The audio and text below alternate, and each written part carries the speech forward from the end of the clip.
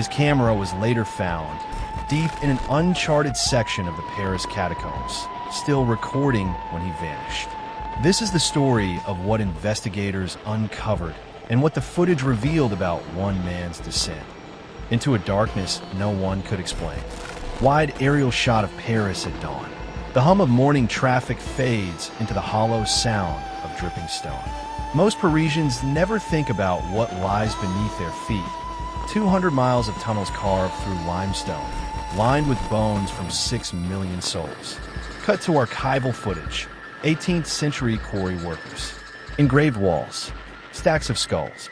Created to solve a cemetery crisis in the 1700s, the catacombs became the city's underworld, a place of bones, silence, and secrets. What people don't realize is that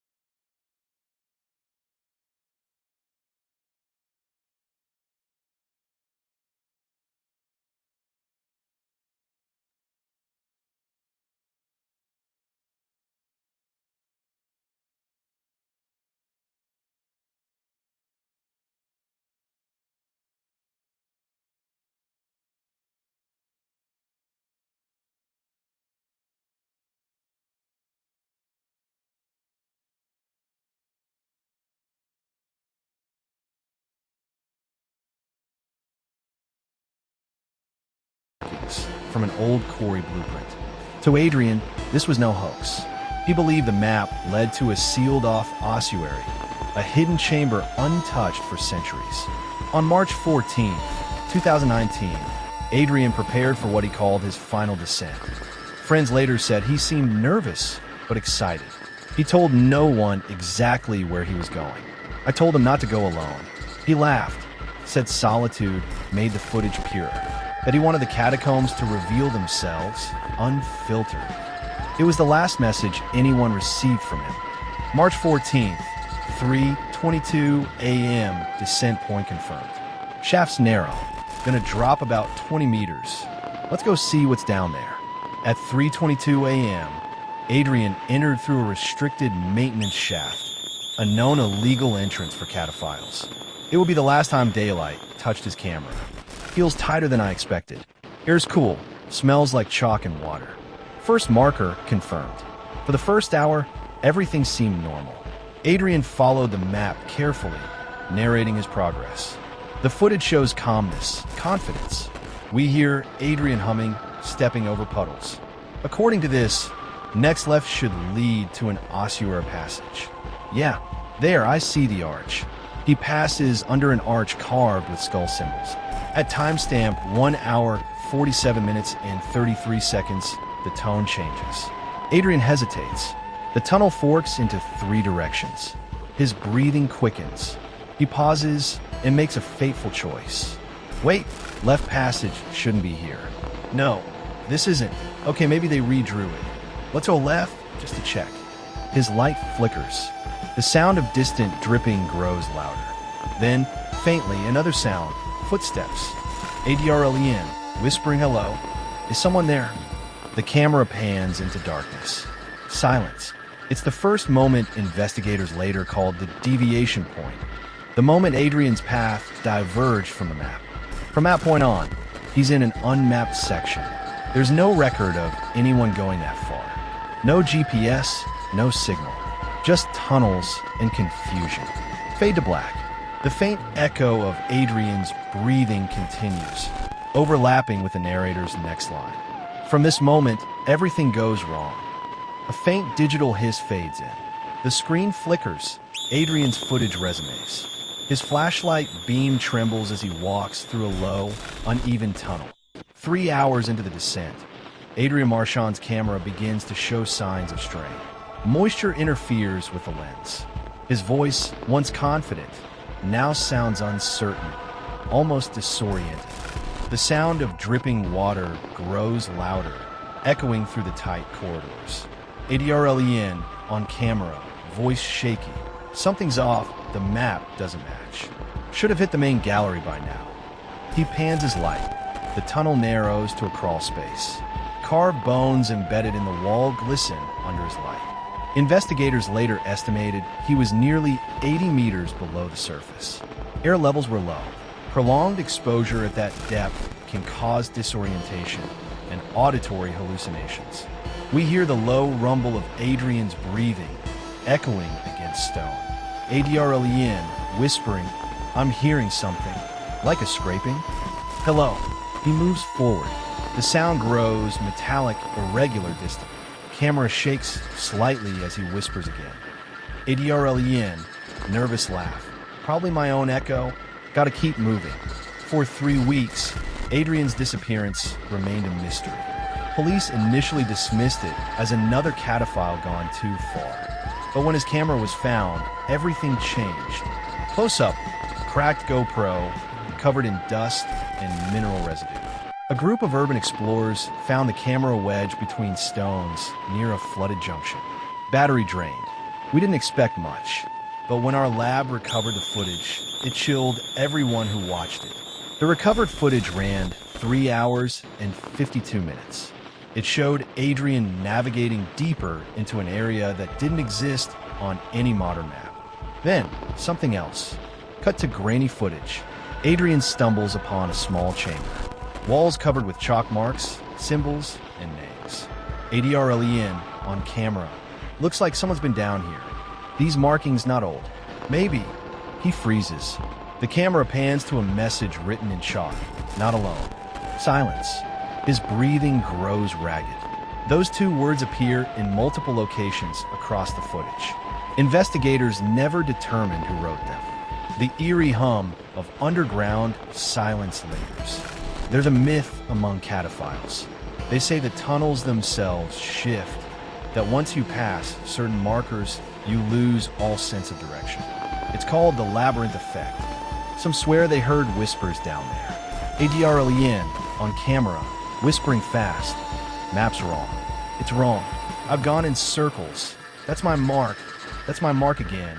He points at a chalk X, identical to one seen earlier. ADRLEN, voice cracking. "I've been here before, impossible. I've been here." Adrian's audio log shows rising CO2 levels. Combined with exhaustion, it's enough to induce mild hallucinations. But investigators also noted something unusual, a rhythmic pattern beneath the static. It wasn't natural. It repeated every 20 seconds, metallic, consistent, like something being dragged on stone. Police couldn't confirm its source. Back to footage, timestamp, 3 hours, 11 minutes, and 6 seconds. Adrian's flashlight illuminates a wider space. The walls open into a vast chamber filled with bones and scattered skulls. He gasps audibly, overwhelmed. ADRLEN on camera, whispering, this is it. The hidden ossuary. My God. He pans the camera slowly. Unlike tourist sections, the bones here are disordered, piled in mounds, half buried in mud. Some arranged into shapes. A spiral, a circle, a crude cross. ADRLEN, quietly. Someone's been doing this recently. He approaches a small alcove, bones stacked around an iron object half buried in the dirt. He brushes it off. A metal compass, engraved. JLD. He lifts it, turning it toward the lens. ADRLEN, confused. J.L.D. A distant noise interrupts him. A low thud, then another. He freezes. His light trembles. ADRLEN, whispering fast. "Hello?" Who's there? The sound grows louder, echoing footsteps approaching from behind camera. Adrian turns. The light jerks. Everything goes black. The video ended abruptly. No sign of violence. No visible assailant. But the compass in his final frame, engraved with JLD, became the investigation's turning point. We ran the initials. They matched a missing persons report from 1987. A military engineer named Jean-Luc Durand disappeared during unauthorized maintenance in the catacombs. Archival photo. A middle-aged man in uniform, dated 1987. Durand's case was unsolved. Nobody, no clues. But when investigators revisited his file, they found something chilling. His last known location was less than 200 meters from where Adrian's camera was discovered. Police lab. A technician opens a small metal box recovered from the same chamber. Inside the chamber, where Adrian vanished, police recovered another artifact. A rusted metal box sealed with corroded hinges. Inside, a film reel dated 1987. The reel plays grainy Super 8 footage. Two men in uniforms laugh, drinking wine, mapping the walls with flashlights. The footage showed two engineers documenting tunnel stability. At the 4-minute mark, one of them, Durand, moves out of frame. His colleague calls after him, no answer. The camera pans into darkness. The film cuts. Freeze frame. The same ossuary symbols visible behind them. That was the last known footage of Jean-Luc Durand. Two explorers, 32 years apart, both drawn to the same labyrinth, both ending in silence. This area is what we call the Labyrinth Zone, a collapsed quarry segment built in the 18th century. Many sections are unmapped because the workers destroyed blueprints when they sealed it. Some believed it was cursed. Adrian's footage confirmed at least one truth: the chamber exists. But what he encountered inside remains unexplained. When we amplified the last 30 seconds of audio, we found something underneath his breathing, a second voice. It's faint, distorted, but it's there. They play the clip. Static and faint breathing overlap. Then a whisper, indiscernible but human. Authorities never confirmed if it was Adrian echoing himself or something else in the chamber. We do not believe foul play was involved. The catacombs are extremely unstable. It's possible Mr. Marchand became trapped due to a collapse. Search efforts continue. Montage, rescue teams, flashing lights, sealed entrances. But the tunnels never gave him back. And still, deep beneath Paris, his marks remain. White chalk X's fading with time, leading nowhere. When police closed Adrian Marchand's file as presumed lost, not everyone accepted it. Independent investigators, cataphiles, and journalists reopened the case, determined to learn what really happened beneath the city. There was residue on the compass, red clay not native to the main catacomb routes. It matched soil from an uncharted quarry shaft south of Denfert-Trochereau. If the soil sample was correct, Adrian may have surfaced into a section sealed off since 1904, a forgotten extension known only in city archives as Gallery 19B. In 2020, a team authorized by the Prefecture de Police entered the suspected Gallery 19B section. They found collapsed corridors, half-flooded chambers, and one wall bearing a faint chalk mark, a white X. It matched his marker. The air was toxic, high CO2. We couldn't stay long, but we confirmed the tunnel was still shifting. No human remains were found, only Adrian's chalk trail disappearing into a fall of stone. The catacombs breathe. Temperature and pressure differences can open or close passages overnight. It's possible Adrian entered a pocket that's sealed behind him. Prolonged sensory deprivation amplifies anxiety. His panic on the footage is textbook hypoxia. What he thought were footsteps may have been his own heartbeat echoing. Yet we can't ignore the symbols. The ossuary spiral predates the revolution.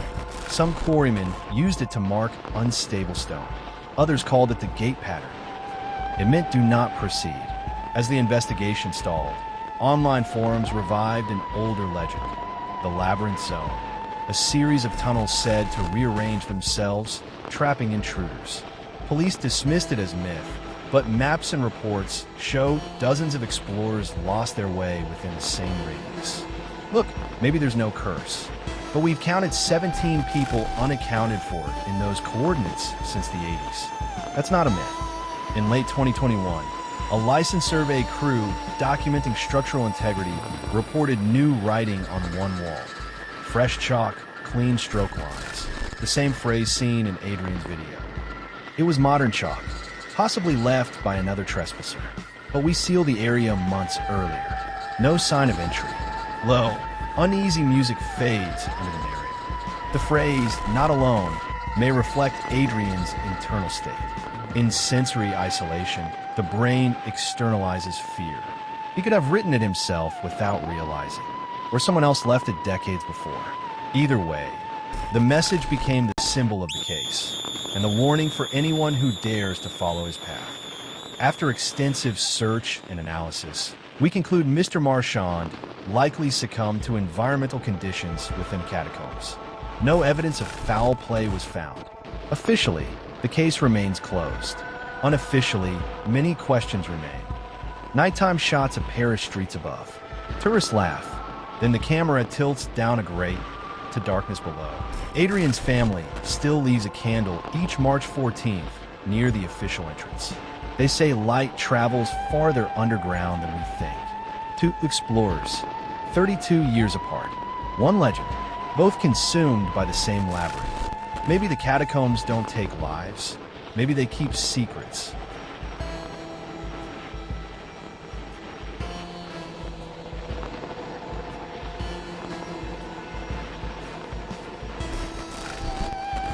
Beneath the streets of Paris lies another city.